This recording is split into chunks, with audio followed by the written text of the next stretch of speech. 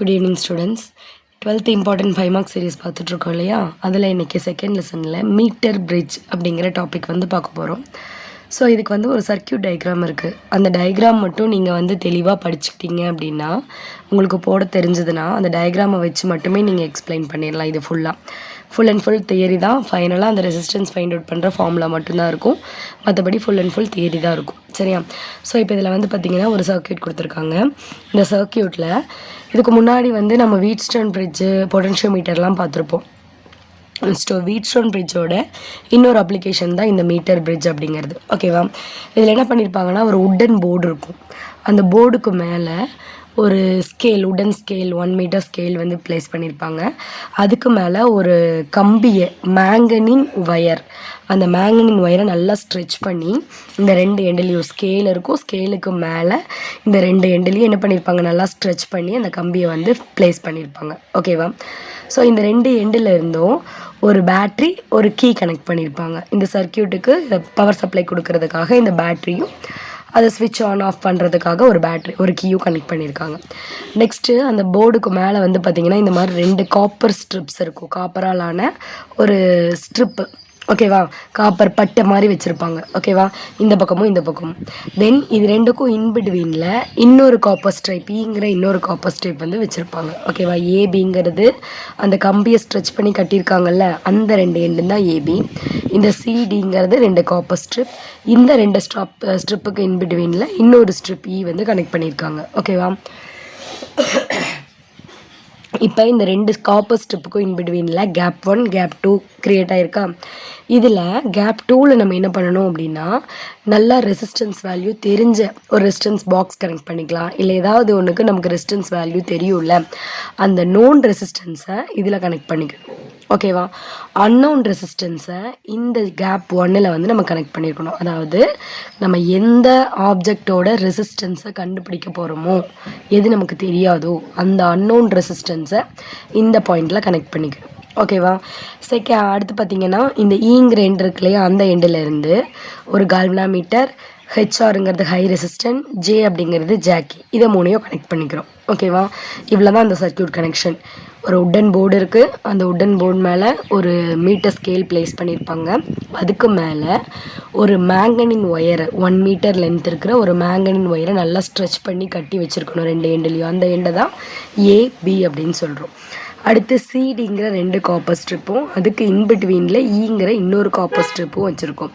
So நமக்கு 2 gap create ஆகுது. G1 and G2ங்கிற 2 gap create ஆகுது. இதில் G2ல் அன்னோன் ரெசிஸ்டன்ஸும், G2ல்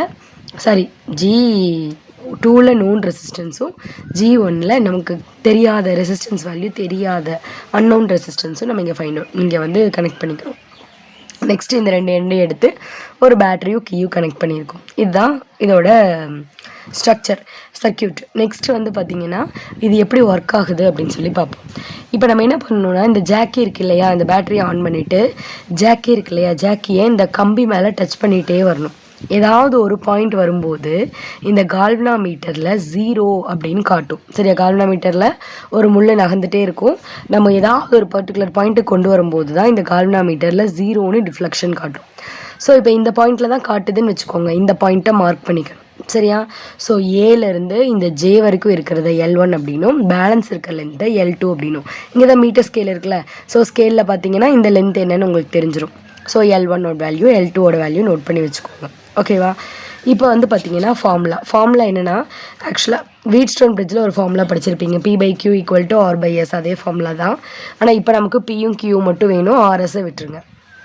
ஸோ இங்கே இந்த ஸ்மால் ஆர் எதை ரெப்ரசன்ட் பண்ணுது அப்படின்னா, நம்ம ஒரு மேங்கனின் ஒயர் எடுத்தோம் இல்லையா, அந்த ஒயரோட இன்டர்னல் ரெசிஸ்டன்ஸ் ஆர். ஏஜேங்கிறது பீக்கு நமக்கு கிடைச்ச அந்த பேலன்சிங் லென்த் L1. அதாவது எந்த பாயிண்டில் வச்சா நமக்கு 0 டிஃப்ளெக்ஷன் காட்டுதோ அதை ஜேன்னு எடுத்து எழுதணும் இல்லையா, அந்த லென்த்து ஏஜே அப்படிங்கிற லென்த்து. ஓகேவா? ஸோ இதுதான் ஏஜே. நெக்ஸ்ட் பேலன்சிங் லென்த் என்னது, L2. அதுதான் ஜேபி அப்படின்னு சொல்லி எழுதியிருக்கும். சரியா? இதை நீ எப்படி எழுதலாம்? P/Q equal to AJ/JB. ஏன்னா ஆரும் எஸ் நமக்கு வேண்டாம். ஏன்னா நம்ம எடுத்துருக்கிறது இந்த 2 ரெசிஸ்டர் தான். இதில் வந்து பார்த்திங்கன்னா ஏஜேங்கிறது என்ன எடுத்துக்கலாம்? L1 எடுத்துக்கலாமா? நம்ம பேலன்சிங்கில் இருந்த ஜேபிங்கிறது L2. இப்போ நமக்கு பிங்கிறதான் அன்னோன் வேல்யூ. ஸோ Q தெரியும். ஸோ அந்த வேல்யூ அந்த சைடு கொண்டு போயிட்டிங்கன்னா Q இன்ட்டு L1/L2.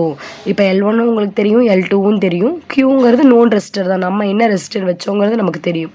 ஸோ இந்த 3 வேல்யூ தெரிஞ்சது அப்படின்னா நம்ம அந்த அன்னோன் ரெசிஸ்டன்ஸோட வேல்யூ வந்து ஃபைண்ட் அவுட் பண்ணிக்கலாம். ஓகேவா? இப்போ அந்த 2 கம்பியை வந்து இந்த 2 பக்கமும் சால்ட்ரிங் அடித்து வச்சுருப்பாங்க. ஸோ சால்ட்ரிங் அடிக்கும்போது அங்கே கொஞ்சம் ஒரு ரெசிஸ்டன்ஸ் க்ரியேட் ஆகும்.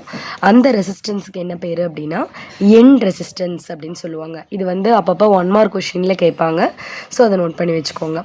நெக்ஸ்ட்டு அதனால் அந்த கொஞ்சம் ரெசிஸ்டன்ஸ் அதில் இருக்கிறதுனால இன்னும் கொஞ்சம் நமக்கு வந்து வேல்யூஸ் வந்து கொஞ்சம் ராங்காக வரும். சரியா? அதை வந்து எலிமினேட் பண்ணணும் அப்படின்னா நம்ம என்ன பண்ணலான்னா இந்த பியையும் கியூவையும் இன்டர்சேஞ்ச் பண்ணி எகைன் கியூவை தூக்கி இந்த பக்கம் பியை தூக்கி இந்த பக்கம் போட்டு இந்த ரீடிங்கை நீ மறுபடியும் எடுக்கணும். எடுத்து அதே மாதிரி பியோட வேல்யூ ஃபைண்ட் அவுட் பண்ணிவிட்டு வந்த வேல்யூவை நம்ம ஆவரேஜ் கண்டுபிடிக்கணும். இப்போ ஒரு 4 ரீடிங் நான் எடுத்துகிட்டேன்னு வச்சுக்கோங்க. அந்த 4 ரீடிங்க்கு ஆவரேஜ் எடுத்தோம் அப்படின்னா நமக்கு பியோட வேல்யூ அக்யூரேட்டாக கிடச்சிரும். ஓகேவா? நெக்ஸ்ட்டு இதை வச்சு நம்ம ஸ்பெசிஃபிக் ரெசிஸ்டன்ஸ் ஃபைண்ட் அவுட் பண்ணலாம். இந்த ஃபார்முலா படிச்சிருப்பீங்க. ரெசிஸ்டன்ஸ் கார் is equal to rho L/A. இதுலேருந்து ரோவை வந்து அப்படியே வச்சுட்டு ஏ கொண்டு போனீங்கன்னா மேலே போயிடும், எல் கீழே வந்துடும். அந்த ஃபார்முலா தான் இது. Rho is equal to R into A/L. இதில் ஏ அப்படிங்கிறது இந்த கம்பியோட ஏரியா. சரியா? அப்போ எப்படி எழுதலாம்? πr² இல்லைனா πa². ஓகேவா? Divided by L. நமக்கு தெரிஞ்ச அந்த ரெசிஸ்டன்ஸோட வேல்யூ என்ன? Unknown resistance B.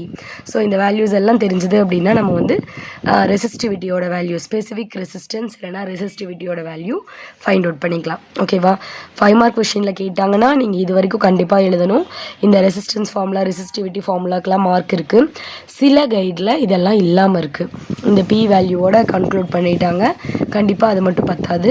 கீழே இது வரைக்கும் ரோவோட வேல்யூ வரைக்கும் கம்பல்சரி எழுதணும். தேங்க்யூ.